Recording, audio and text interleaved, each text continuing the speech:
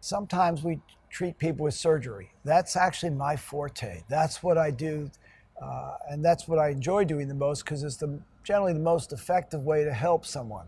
Most people, as I said, do not need surgery. So how does a person decide? A lot of people have trouble grasping this, but it's actually, I think, quite simple and straightforward. It is not the indication or an abnormality of an MRI.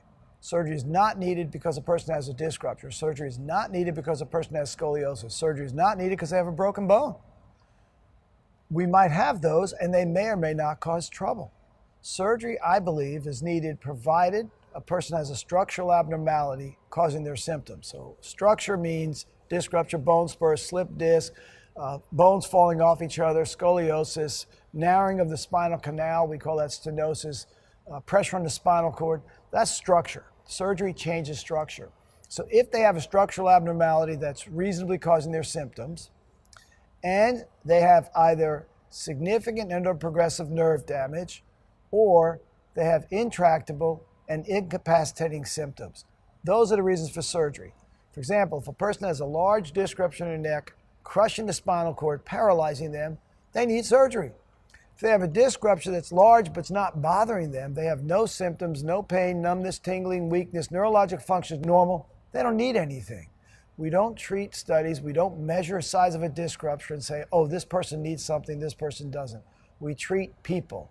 So I encourage people to try to get better without surgery. If they can't and surgery can help their problem, then it's often worthwhile proceeding with surgery. Many times I'll ask patients, how bad do you feel? How far do you want to go?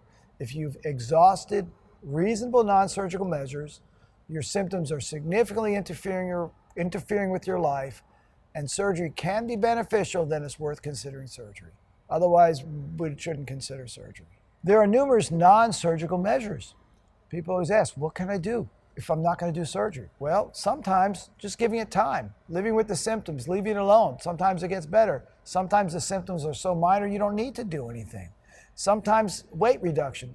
Why do I have that on my list? Because straining the spine damages the spine. So heavy people, when they get up and move, they load the spine. It wears out the spine more quickly. It causes more ruptured disc and other problems. If a person smokes, I always encourage them to quit smoking. I don't tell them to quit smoking anymore. I used to. It's their body. They're in charge. I've realized they're the boss of their body. They can do with their body what they want. Now, if they want my advice on how to take care of the body, how to help the body, quitting smoking. That's absolutely critical because smoking destroys the body. It is literally like putting acid on the tissues throughout your whole body because it weakens them, weakens the disc. Smokers rupture discs more commonly than non-smokers. It's not just lungs and heart. It's many things in the body. Exercise. Core strength in the exercises are very important. Strength in the exercise around your torso are important to help protect your low back. Swimming is my favorite, swimming laps. If you can't swim laps, leg lifts, reverse leg lifts are very helpful. Walking is a wonderful exercise for your body if you walk with good posture. So I talk about mindfulness, maintaining a good posture, standing upright, and then proceeding as you walk. Anti-inflammatories, that's a hallmark, such as ibuprofen, Aleve, naproxen, meloxicam, Celebrex, Voltaren, diclofenac, and on and on and on. These work by blocking the inflammatory process. They are wonderful. They act as a pain pill and an anti-inflammatory if they're taken on a regular basis.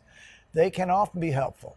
They have significant problems and side effects, so they should not be taken for very long, I believe. Like months and months and months, usually are okay. Years and years and years may not be okay because increased risk of heart disease, sudden death, kidney disease, and bleeding ulcers, and even death from a bleeding ulcer. Physical therapy, chiropractic, and OMT, I lump these together. Physical therapy is by a physical therapist who's been trained to help people in rehabilitation. There are different therapists who focus on different things. OMT is osteopathic manipulative treatment. I'm an MD, medical doctor. There are DOs, doctors of osteopathy. During their med school training, they learn manipulation like chiropractors. So then if you go to a DO for osteopathic manipulative treatments, you have a person who knows how to treat hypertension, gallbladder disorders, or spinal disorders, and knows how to do the manipulation. And chiropractors. Chiropractors have been around for a very long time, and they can often help people with some of their treatments. A step up from that would be steroid shots or other shots at a pain clinic. And pain clinics are more than just steroid shots in the spine.